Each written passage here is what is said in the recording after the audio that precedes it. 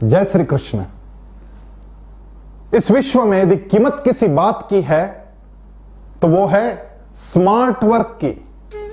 एक होता है हार्ड वर्क और एक होता है स्मार्ट वर्क। जब तक हम परिश्रम के साथ में एक दिशा तय नहीं करते तो गति और दिशा, ये दो चीजें ऐसी है जो यश के लिए बड़ी आवश्यक है।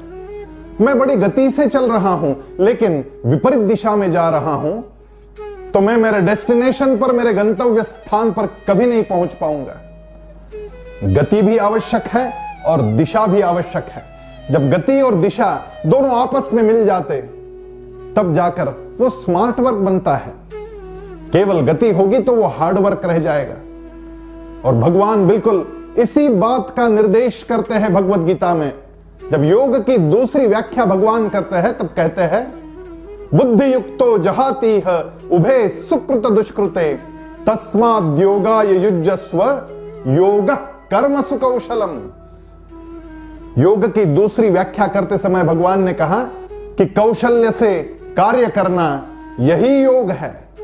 अब यहां समझने वाली बात है, एक तो योग का मतलब होता है एडिशन, दो बातों की एडिशन होना। अब योग में कौन सी दो बातों की एडिशन होती है? वो है शरीर और मन।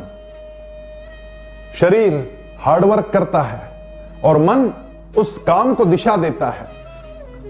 एक छोटा बच्चा मेरे पास आता है और कहता है कि मैंने बहुत पढ़ाई की, रोज 5-5 घंटे पढ़ाई करता था लेकिन मुझे अपेक्षित परिणाम नहीं मिले, मेरा रिजल्ट अच्छा नहीं आया। मैं उस बच्चे से पूछता हूं कि क्या तुमने मन लगा के पढ़ाई की?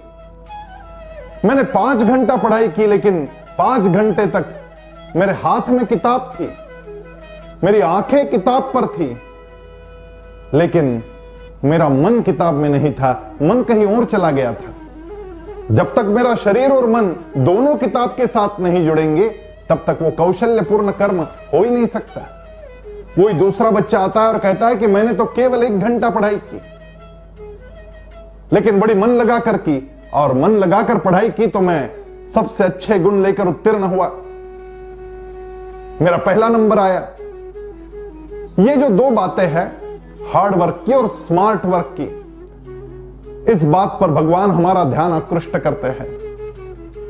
एक प्रवासी प्रवास कर रहा था, अपनी गाड़ी लेकर चल रहा था और जंगल का रास्ता था।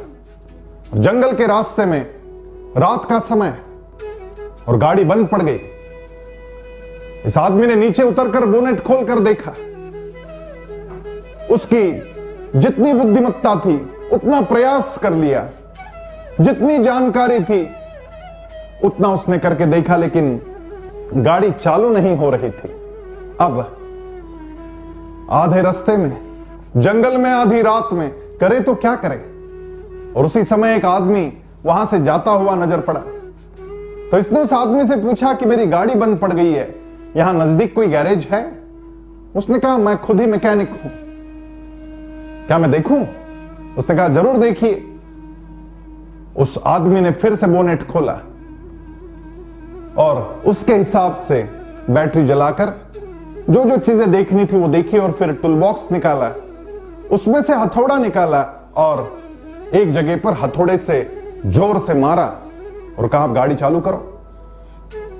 जब उस प्रवासी ने गाड़ी स्टार्ट करने की कोशिश की, तुरंत गाड़ी शुरू हो गई। वो बड़ा खुश हुआ और उसने पूछा कितने पैसे देने होंगे? उसने कहा 500 रुपए। उसने कहा 500 रुपए? आपने केवल एक हथौड़ा मारा है, 500 रुपए? उसने कहा हथौड़ा मारने का तो 1 ही रुपया है, लेकिन 499 रुपए जो है वो हथौड़ा कहां मारना है इस बात के है, वो मेरे कौशल्य के है। और इस कौशल को पाने के लिए मैंने अपनी जिंदगी बिता दी।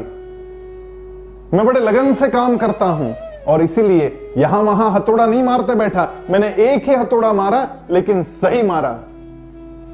इस प्रकार से कौशल्य से काम करना हो तो हमें चाहिए कि हम मन लगाकर काम करें।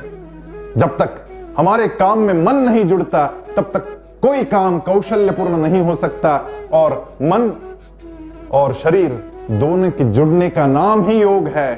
और इसलिए भगवान कहते हैं योग कर्म सुकौशलम। आइए इस कौशल्य के मार्ग पर, योग के मार्ग पर चलते हैं। जय श्री कृष्ण।